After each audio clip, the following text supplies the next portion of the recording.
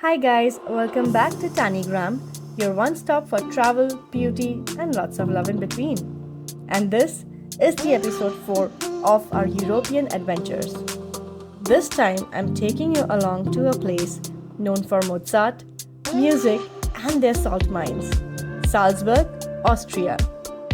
We were visiting my sister in Munich, so we opted for the 2-hour scenic drive to Salzburg.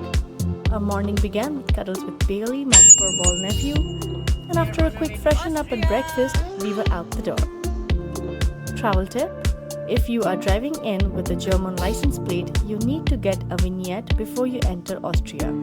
These vignettes can be found in gas stations along the highway. A one-day vignette costs around €9. Our drive was very picturesque. The fall colors and the mountain backdrop were in its glory, welcoming us to Austria. As we drove in, our first sight was the Sigmon Tor, often still known as New Tor, which is a road tunnel in Salzburg that also forms one of the city gates of the historic Altstadt. Built in the 18th century, it is the oldest road tunnel in Austria. The best way to get around Salzburg is on foot, so we parked our car and set to exploring. The streets are largely pedestrianized, making it very easy to see all the sights within the city center. There is also a very reliable tram and bus system for the longer routes. Our first stop was the Mste Bridge, often called as Lovelock Bridge because of the thousands of locks that have been attached to it by both young and not so young lovers. It is one of the several attractive bridges that cross the Salzach River. From there, we went for a stroll at the famous Getreidegasse in Salzburg. The Getreidegasse is not only known as a shopping street, but also for its history-steeped atmosphere with its wrought iron gilt symbols and passageways. The most notable house of Getreidegasse is certainly Mozart's birthplace. The composer was born here in 1756 and lived in this yellow house for the first 17 years of his life. Since we were in Mozart's birthplace, it was only apt that we stopped for lunch at the Café Mozart, which was given its name in 1922. However, the history of coffee house goes back much further.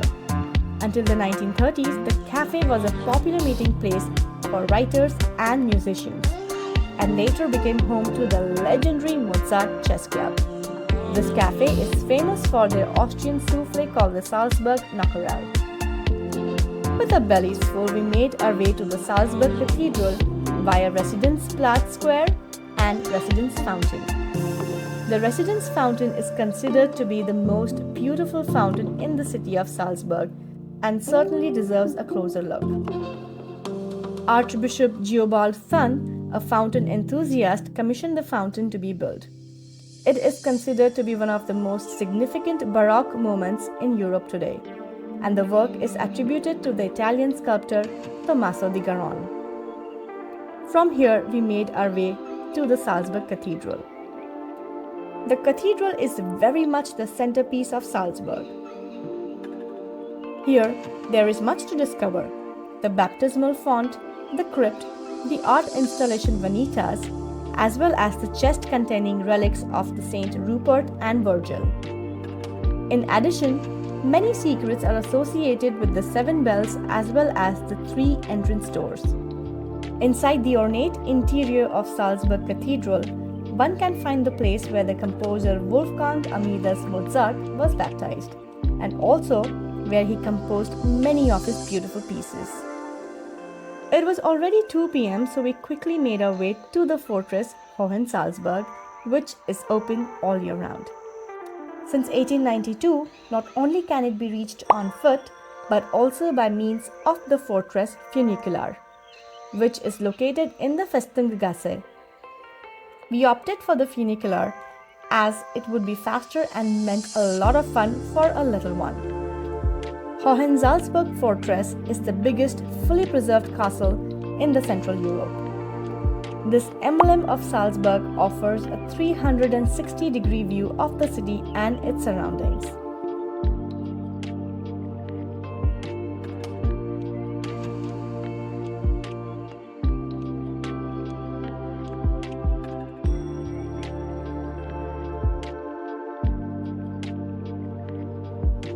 we began our Panorama Tour from the Salt Depot, which takes you up to the dungeon and viewing platform before leading you down via the battlement walkway.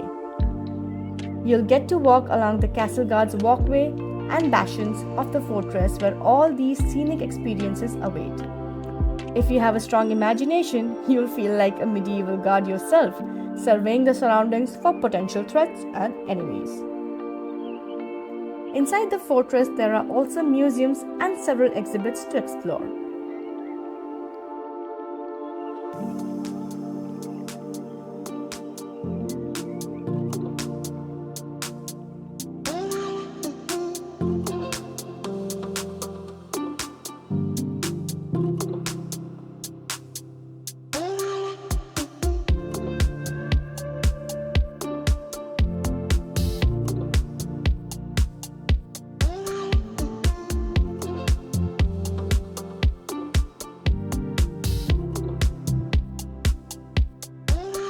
From the fortress, we made our way to the last stop of the day, which is the Mirabel Palace.